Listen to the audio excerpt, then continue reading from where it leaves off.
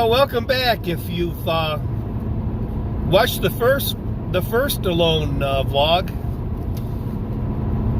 congrats.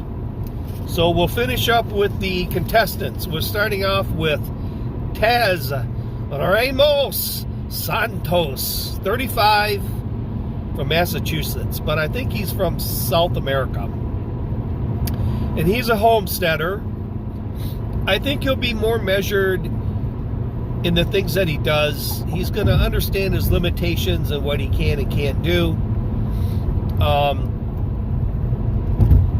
I think he's probably pretty good with primitive skills and being creative. I don't think he's I don't think he has like survival experience, but he does have, probably in my book, in Treasure Troller's book, the most important factor to have in Alone. Taz has the orphan factor.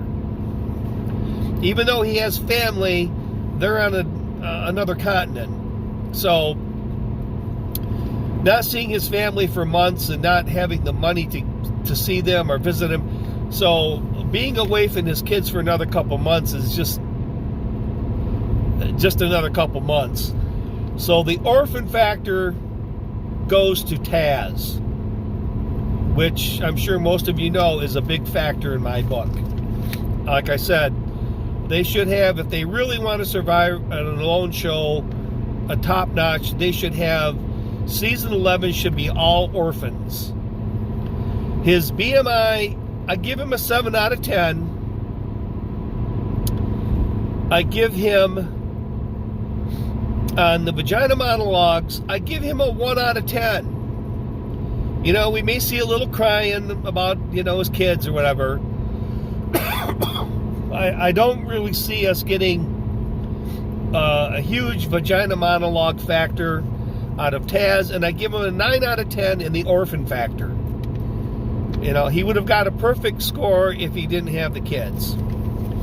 Then we get to our first female contestant, Judy Rose, and apparently this season on Alone, the first qualifier for the female contestants is you also had to be a member of the AARP. They're all old. So this one, she's 45. Okay, she's middle-aged.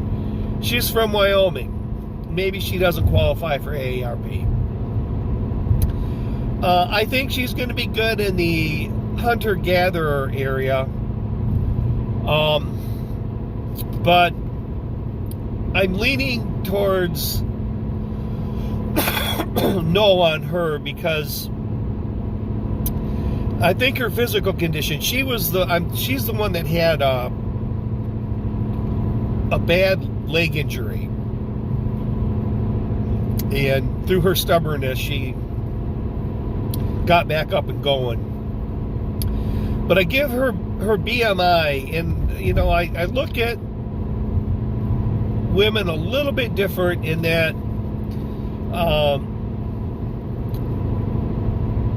I don't know, I guess movement, I don't know how to explain it. They have to have more of an athletic, bigger in an athletic sense, and so I give her a 4 out of 10. I'm not sure that although she's stout, I don't think the weight is to her benefit. And vagina monologue, I give her an 8 out of 10.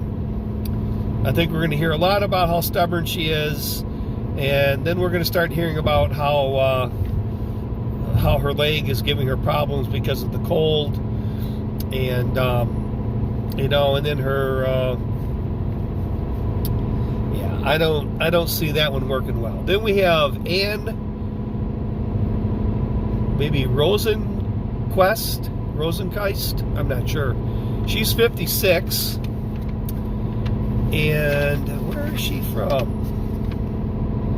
I can't read my own handwriting. Wisconsin. And I think she's another hunter-gatherer type.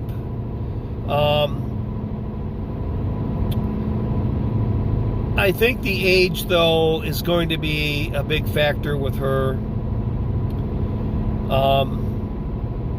Her BMI, though, I think she's got a good BMI. I give her a 7 out of 10.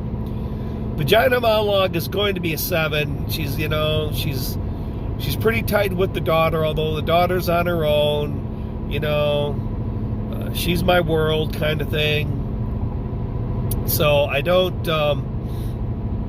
I think a lot of vagina monologue from Ann. Then we have Melanie Sawyer, 54, from New York, who I think her primitive skills are going to be up there. And the hunting gathering thing could be okay. I think what's going to hold her back is, I think she really got into it kind of late. She's really excited to do it. I think this is more, maybe not to win, but more of a vision quest for her, self-improvement. And her tap out is going to be, it's going to come out of the blue.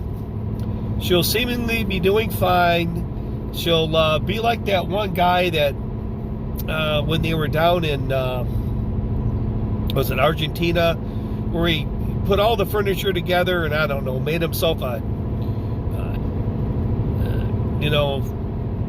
fork and bowl and all that, and made a chair and everything, and said, well, I guess I'm done. I think she's going to be the same way. I think she's just going to tap out and say, well, I did everything that I wanted to do, and so I'm done. The one thing about her that I remember last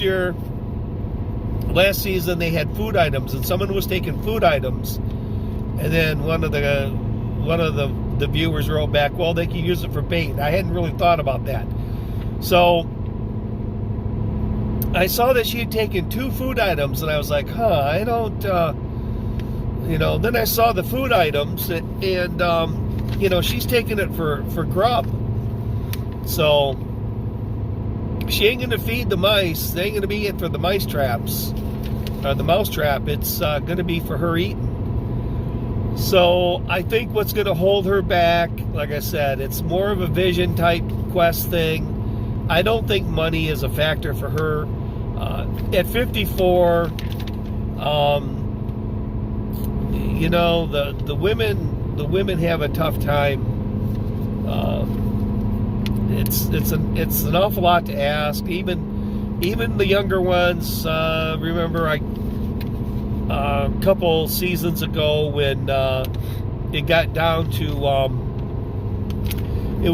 must have been 3 seasons ago with I can't think of what her name was, but she couldn't chop through the ice to get water, and that's what knocked her out. So Melanie, the BMI, I give her an 8 out of 10.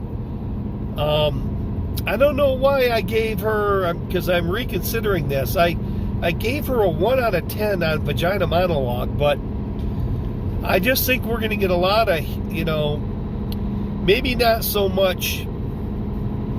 I think that's wrong. I think I'm wrong on that. I'm going to move it up to a 5, because she does these period type history, history reenactments and classes. I think we're going to hear about those. We're going to be like sitting there thinking, oh my God, she's starving, and she's giving us on what the French Canadians did in the 1600s when they couldn't find food. And we're going to hear all about the vision quest. So I'm going to change that and make it a 5. And then we have Alan Tenta, and he's from Vancouver, British Columbia. So he's got home wilderness advantage. He's not full-time in it. He's a teacher of wilderness, outdoor education for high schoolers. I think he's more of a weekend wilderness guy. I do think he'll have realistic expectations. I think what's going to be tough for him, is, kind of letting down the students, or, not disappointing them. And his part-time in the wilderness could be a factor as well. So I'm giving him a BMI of 7 out of 10. The vagina monologue is going to be an 8 out of 10. And I think we're going to hear a lot about family because he's a young guy. He's fairly young. I think his kids are teenagers. And, about the students. So that's the list. I think as far as, so we got a couple minutes, I'm going to go back and look at I think I have to by default go with Taz to win. The orphan factor is too much for me to overlook. I'm going with Taz winning, or I should say, I guess my top. Let's do a top 3. I think Taz is 1.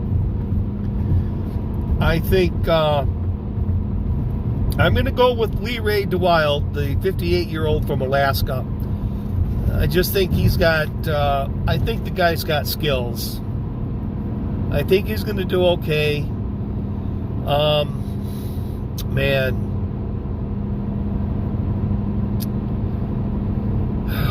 I'm torn between two. I'm torn between James Wyatt Blade and that Tenta.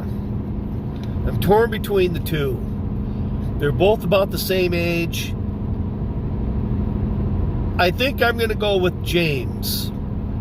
So we got James, Wyatt Blade, Ray DeWilde, and Taz Ramos Santos.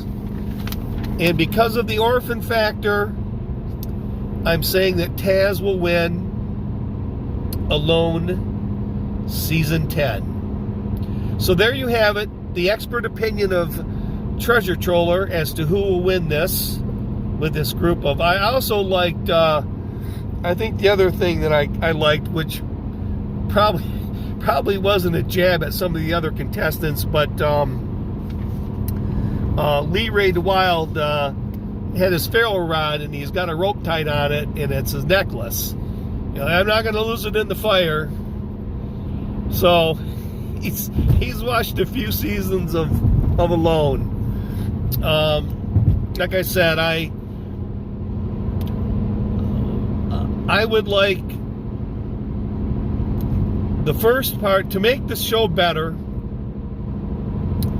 And I said before, I think they should give these guys, these contestants, 8 hours, no equipment,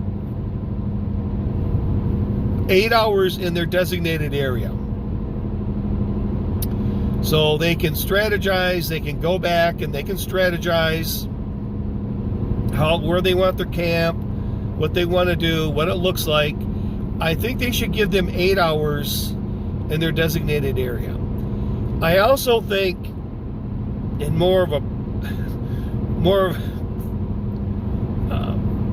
they should cut down on the vagina monologue, and they should have an interview maybe at the end of the episodes with one of the contestants. Just like, so, hey, how'd it feel getting there initially, or what did you find kind of difficult on your first couple days? This episode was up through day 3. We saw you day 1 and day 2. How'd you work this problem out or whatever? I think at the end of the show, if they could cut down the vagina monologue, and they could have a 5 or 10 minute interview with one of the contestants, it would be more interesting. A little bit more, make it a little bit more personal anyways. Like I said, the best thing to do though is an orphan show. So there you go. Taz and Wyatt and Lee Ray. Those are the three. I'm leaning towards Taz. So that's it. You don't even have to watch alone. I've got it all figured out for you. You can take those evenings and read a book. Or watch Netflix or Amazon. So this is Treasure Troller saying aloha and good day.